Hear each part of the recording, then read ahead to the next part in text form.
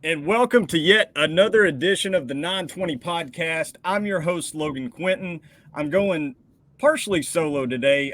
Charlie has some other obligations with a wedding, but I've got some help today. I've got a special guest, and it's a member of the Tennessee baseball team that has been a key component in his first year with the Vols, in his first year in SEC play. I'd like to welcome none other than Dylan Dreiling. Dylan, welcome to the show, man. Yeah, thank you for having me. Well, first off, man, I'd like to appreciate you for hopping on. I know it's been a busy week for you. You've been wrapping up finals. You guys have a quick turnaround from midweek, and you guys play tonight at South Carolina. Had to travel out there to Columbia. But I want to know what's more refreshing, knowing you're done with finals for the spring semester, or a game time home run to extend the game down to your last strike. Finals were tough. I'm glad to get those over with. But that was a really cool moment that I got to share with my teammates. Take us through that moment. What was that at bat like? Of course, we're referencing your at bat against Vanderbilt. That was kind of a turning point in your whole season. What was that at bat like? What was your approach going through that moment? You know, seems like I pinch. I know I pinch hit. I've pinch hit a lot this year, but it's still like every time like I'm nervous for some reason.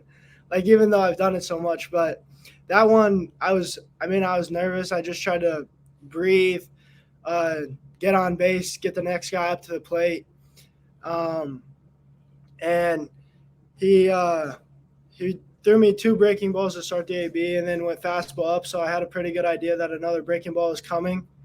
I just tried to put a good swing on it and just get the next guy up, and worked out. Yeah, you had to know that breaking ball, that low breaking ball was coming, and partially in that sequence, that strike zone. You don't have to say it; I'll say it for you. That is pretty low. So knowing that was coming and to get to that spot as low as you did, I mean, how'd you pull that off? I've watched the video since then, but I still don't know how I got under that ball and how I hit it as well as I did. Like from a mechanic standpoint, or maybe it's preparation. Like, is there something you do with your preparation that allows you to get to all parts of the zone? Because we've seen not this just that shot, a golf shot. You've been able to get to the outer parts of the plate with power and drive, barrels up and away. Uh, do you feel confident you can get good contact in all parts of the zone? Yeah, like we do a lot of preparation for that and just working on that day every day in practice. So I'm I trust the guys that I'm working with or the coaches that help me with hitting and just go from there.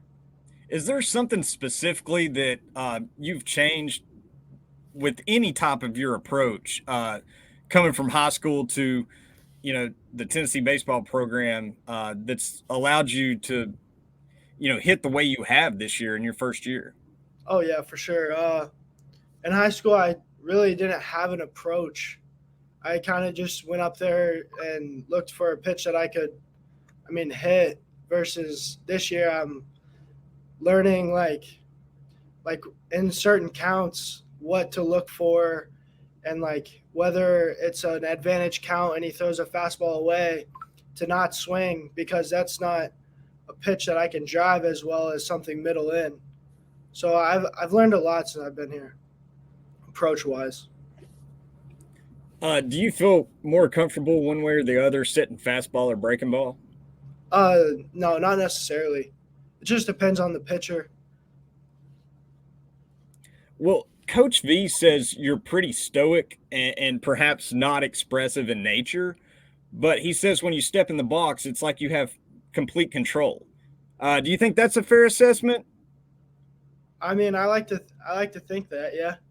I mean, you can be hard on this is a floor, this is a platform. You can be hard on Coach V if that's not right. No, I when I get in the box, I just try to have as much confidence in myself as possible, and just go from there. What a like what helps you be so steady at the plate and kind of have that calm presence about yourself? I think I my whole life really I've been a pretty good two strike hitter. I would say. So I think the fact that I'm not worried about getting down to two strikes in that at bat, like I feel more comfortable with two strikes. Just I because I just tell myself to fight, just battle as long as I can. So you're an athlete that comes from Western Kansas, Hayes, Kansas. How have you balanced being a student athlete, coming to Rocky Top your first year, having to deal with that? I'm sure I've never been to Western Kansas, but I'm sure the scenery and the environment's a lot different than Rocky Top. What's that experience been like for you? It's been amazing. Just meeting a bunch of new people and learning from those people, like upperclassmen, all our coaches, stuff like that. It's been awesome. Something like definitely feels like home. What you mentioned, meeting some people that kind of help you along the way. Like, what players or coaches have played a key role in your development so far in Knoxville, whether it's on the field or off? I mean, all the outfielders have all the upperclassmen outfielders have played a huge role of in me like learning a lot here. And then all the coaches. I can't single a coach out, and they all help so much. Speaking of the outfield, you came into a deep rotation out there. I mean, early on in the year, so many guys battling for an outfield spot slash DH role. And it took a while for the team to kind of, figure out what works, what doesn't, what do we need to stick with. And you seem to put up numbers and go out there and post, no matter the situation. Like you said, you feel comfortable pinch hitting. And it's you see that in your play. It's like it doesn't matter if you're pinch hitting or if you're in the starting lineup. How did you balance that throughout the course of the season? I just try to go out there and help my team win, no matter what situation I'm in, whether I'm starting in the outfield, starting at DH, pinch hitting late in the game, just whatever I can do to help my team win, really. Speaking of another deep rotation, I'm going to have you help me out here before I let you go, because when I let you go, I'm going to do our segment called the weekend rotation, and that's where we preview, the Tennessee arms, the arms of the opponent. But I'm going to have you help me with another rotation because this segment's sponsored by Crumble Cookies. If you don't know, there's two great locations, actually three today. Today is the grand opening of, or tomorrow, excuse me, tomorrow is the grand opening of the new location in Maryville. Got two locations already in play, Clinton Highway, and then one out west at Parkside Drive. Dylan, have you had a crumble cookie yet since you've been in Knoxville? I have not. Well, you got to go check them out. Just to give you a brief rundown, they have the usual chocolate chip cookie. That's like their staple, and it's really, really good. Best chocolate chip cookie I've probably ever had. And then they mix in a rotation every week. It's like something new every week. The other 5 to 6 cookies they have, it's different flavors. So they keep mixing it up. Okay. So this week's lineup to go along with the chocolate chip is a honey cake cookie, a chocolate marshmallow cupcake cookie, a peanut butter cookie, pink sugar, and they also have a mystery cookie. And the way those work, it depends on the location. They have different. It's mystery cookies, and they will reveal it once you get to the store. And just FYI, the peanut butter cookie, it's not just a normal peanut butter cookie. Like it's got Snickers sprinkled on top of it. It's packed with peanut butter. Those are usually my favorite. But I mean, they don't miss. They have these variations of peanut butter cookies that are amazing. What's at the top of your rotation out of those options? Who's your Friday night starter? My Friday night guy would be the marshmallow, the chocolate marshmallow cupcake, for sure. Hey, it's really good. It may be a little exotic, a little much for some people, but it's up there for me. It's really really good. This is one they've had before, and that's an excellent option. I've got to go, man. This one's tough because I mentioned the peanut butter. My favorite of all time so far is the peanut butter M&M.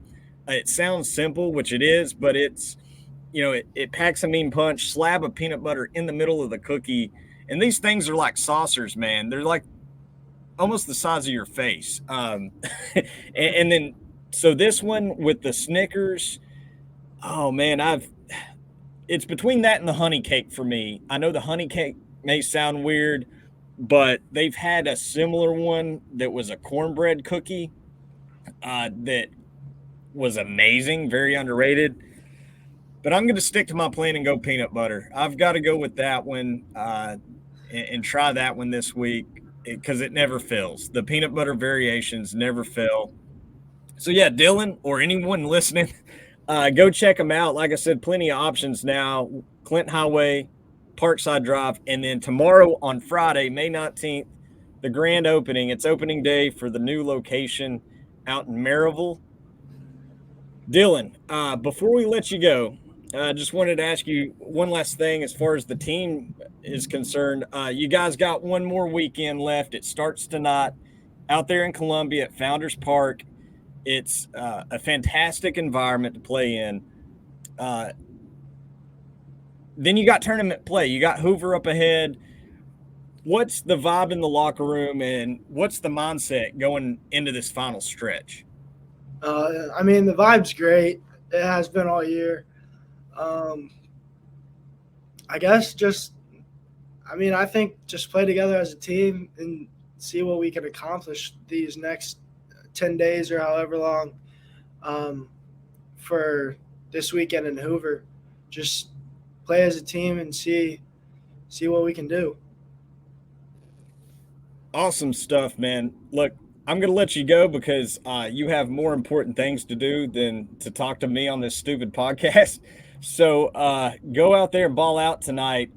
Can't wait to see how the series shakes out. I'm sure you're going to love the environment out there at Founders. Good luck tonight and good luck this weekend, man. Thank you. Thanks for having me.